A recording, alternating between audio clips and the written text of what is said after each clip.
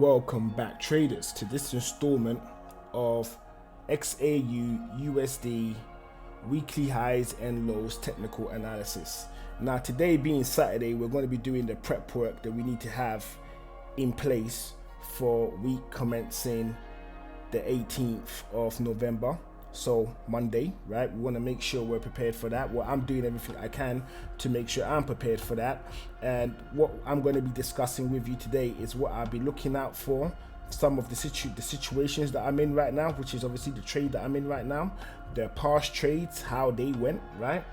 And I believe you're going to find the content that I'll be sharing with you super useful. So if you like it, definitely hit the like button, okay? And do all the other cool stuff that follows along. But drop us a like, especially if you find the content useful, right? What I'm going to do with you now is I'm going to discuss the trades that I have placed so far, the trades that I'm in, because I'm actively in one. I'm holding a position over the weekend. It's not recommended, but I'm like, you know what? Let's just see what pans out, right? And also some of the trades that I've taken and how I got out of those trades, right? So with that said, on the last video that I did, I talked about a trade that I placed that I wasn't confident in, but however went my way, right? And that was the sell that I had in this area over here. So I had a sell in this area over here, right? And basically price went down. As price went down during the day, I believe I was making a video on that day as well, Wednesday, right? I think I made a video on gold that day, I'm not sure, but either one of those days anyway, you would have gotten a video. And I bought my trading stop, I secured some profit, so I was really happy with that. And then as the day went on, the following day, price went down even lower, so I brought down my trading stop even lower. So I brought my trading stop, I think, right to about this level right here, right to about this level right here, because it was news that day, and I wasn't going to say, okay, secure the position, or what I mean by secure the position was create room for market to fluctuate and then go back down again. Because in my mind, I'm thinking to myself, there's a high probability that price may want to turn around. And if price does want to turn around, what I want to do is I want to secure as much as I can safely get away with. So looking at the assessment where I was, I tried to track down all of the FEG locations, okay? So we had one up here, which is where I was originally, in this area, sitting above. And then we had another one down here, but that one obviously changed as the day went on. And then we had another one down here. Now this FEG was the one that I used to secure my position. So essentially, I just put myself right about this level right here. Price went all the way down. I should have taken more, but I didn't. It came up and then it shook me out, and then that was that. And then on the Friday, I hopped into a position that I believed was going to go my way pretty much immediately. And what happened is, right now I'm in a bit of a drawdown. So I think I entered in around this location over here. What time was it? 9 o'clock? No, it was a bit later in the afternoon. I think I got in on this one right here, right? So I took a buy at this location right here, I think, right? Roughly in this area right here. And obviously I'm in drawdown right now. My stop for this order is down here. It's down here. Right? And all I'm basically waiting to do is see what happens on a Monday, if price is going to push up or if price is going to come down and close me out. I'm fine with the entire arrangement anyways, because either way, I will know what side of the coin I need to be facing for the next phase of whatever trades I enter into for Monday, the 18th of November. All right. So as it stands, let me just call out the levels of where I'm at right now in regards to my new trades. So I'm here. I'm going to explain why I got into that trade in a moment, and then I'm also going to go into what I'll be looking out for this week coming, which is Monday the 18th. Okay. So my entry, this was a buy, right, to the upside. So my entry is roundabout. It's in the area of 2571.81. And my stop loss is currently sitting at, it's definitely at this level, 2553.93. So that's the situation I got going on right now. Now the reason why I took this buy, reason why I took this buy, okay? Because first things first, like I said earlier over the course, that this was the high of the week, right? The high of the week just gone, and we got the low on the week on the Thursday. Gold may come down lower, but in my opinion, I don't think it will, right? So let's just go into why I did what I did. Let me just make this a little bit bigger.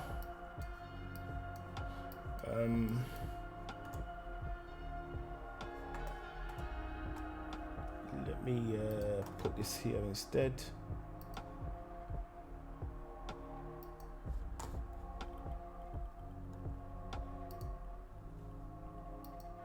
Make that black. And we're going to extend right. Okay. As you can see, price went into the FEG and moved away from it. So that's what gave me the confidence to place the trade that I did, right? So like I normally say, the FEGs, my FEGs of preference are the day, that's the best, the 4 hour and the 1 hour, and I tend not to go any lower unless conditions I'm looking for have been met and I'm looking for the best place to enter. Now, what do I mean by conditions I'm looking for have been met? So say I'm using the weekly lows and the weekly highs, past tense levels that were set the previous week. I will then wait to see when price takes out those levels, if it creates a FVG, and I will use those areas as potential locations for entries, right? And on that note, I will probably go to a lower time frame, maybe look at the 15-minute or the 5-minute to try to get the best location to put in my trades. So that's why I did what I did in regards to the current buy that I'm in right now. Yes, I could have taken it down here, but what I wanted to see was a little bit of consolidation. So once I've got that consolidation, I believe, okay, there is a decent probability that price is going to go on to create a high and take out the previous high of that of the Wednesday.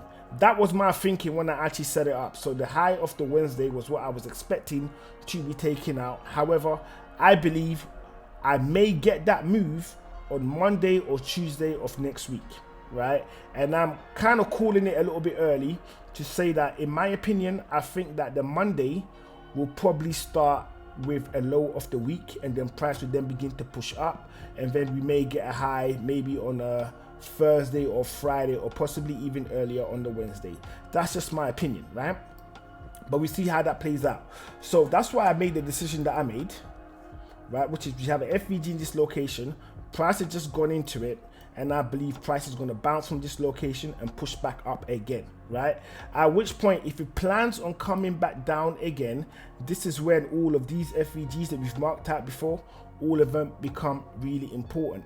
Now, I strongly recommend, if you haven't done so already, put these levels on your chart, so at least when price gets into them, you have an idea that this is a decision making area that price is now in. Okay, that's my recommendation. And the next part in saying all of that is, I am not a financial advisor. I'm not giving you financial advice, okay?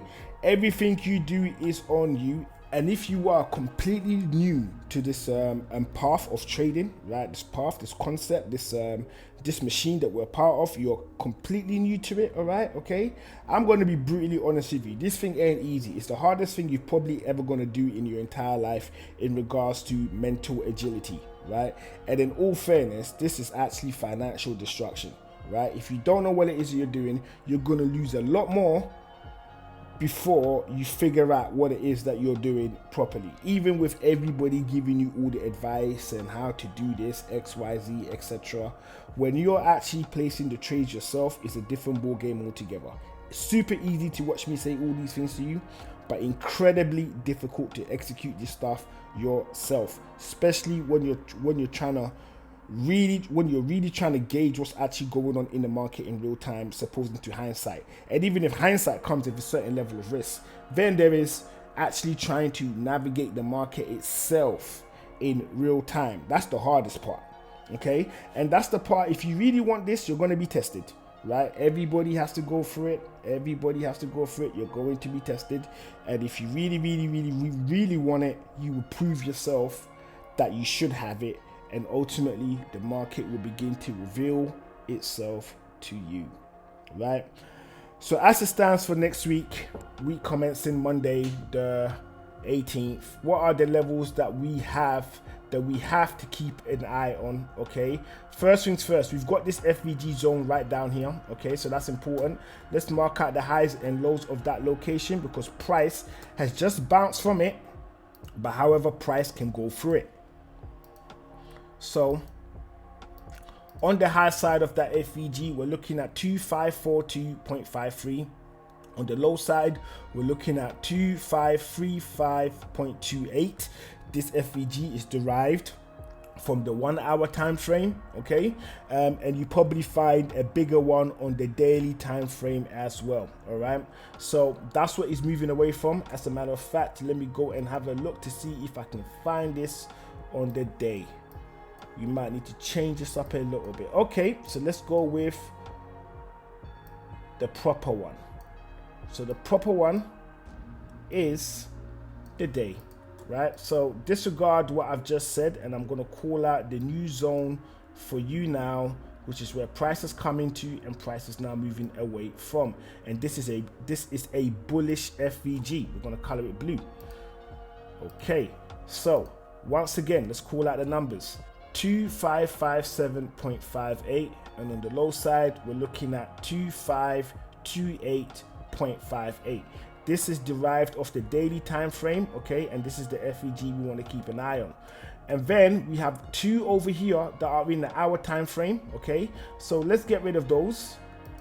These are the bearish FEGs. Whoops. Let's get rid of this one over here, and let's expand this a bit. So we're going to turn this from an hour FVG to a daily FVG zone, right? Let's just move this along a little bit.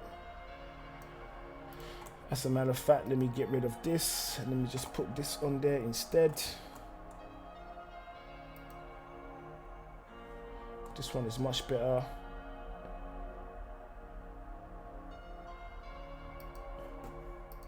Okay. And we have another daily over here as well. Let's just move that across. That looks good. And we have another daily in this area as well. Let's move that across. And then I'm going to move this vertical level over to signify the end of this week. Okay, let's lock that in place. Let me see if we've got that right. Yes, we do. It's a little bit higher. Okay, so let's move all these levels back a bit.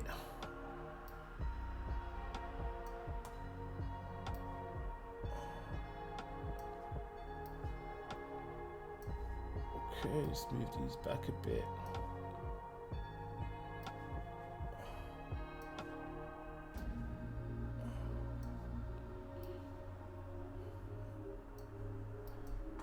Okay, so I've already called out the bottom level.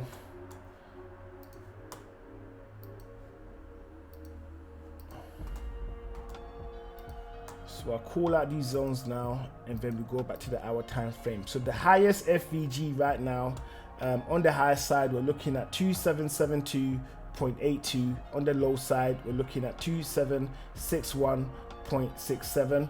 That's this level right here. The second one we're looking at is 2724.87, and on the low side we're looking at 2710.37. That's this right here.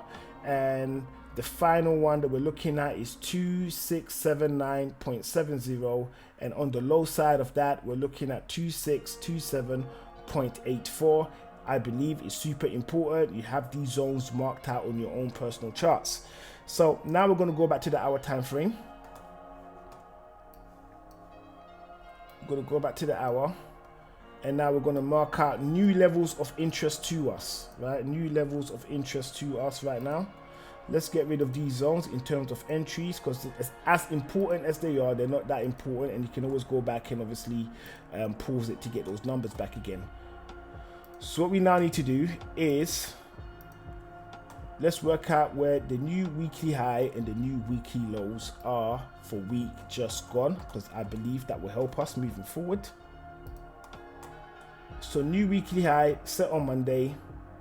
This is it right here. Go to weekly high, make that black.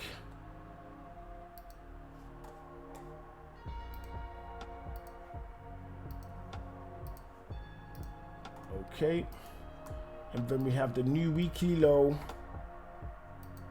that was set on Friday.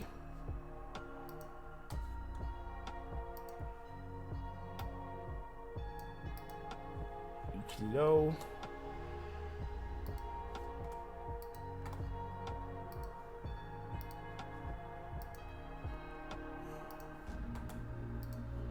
Okay, so these are the two levels of interest to us right now, right?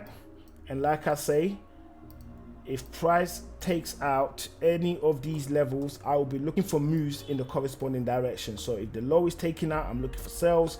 If the high is taken out, I'm looking for buys, right? So the two levels in question for the weekly high, we're looking at 2687.01. And for the weekly low, we're looking at 2537.67. If any of these levels are taken out, we're looking for moves in the corresponding direction. In my opinion, based on what I've done now, because I would not have made that move if I didn't believe in it. In my opinion, I think price is going to go up, and at its bare minimum, tap into this FVG over here before it decides if it's going to continue downwards. If it goes past this level, then I'm assuming that I'm definitely facing in the right direction, and price is going to keep going higher, violate every single one of these FVGs, and ultimately close above this level over here, which is, I actually thought I had the label on that. Let me put a new one on there, which is 2790.06.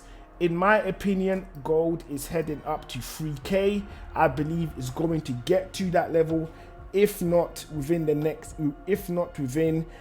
this year. I'm expecting it to do that in the early parts of 2025. So with that said and done, right about now, you should be seeing two videos. One of them is going to be on backtesting if you need that additional support in coming up with a concept to help you navigate the market. You got 21 videos to go through, 21 ideas to choose from, and 21 concepts to expand upon, right? And then the next thumbnail video, that is going to be for the previous video to this one. So with all of that said, and while she run off to go and do all of those cool stuff, I will see you all on the next one.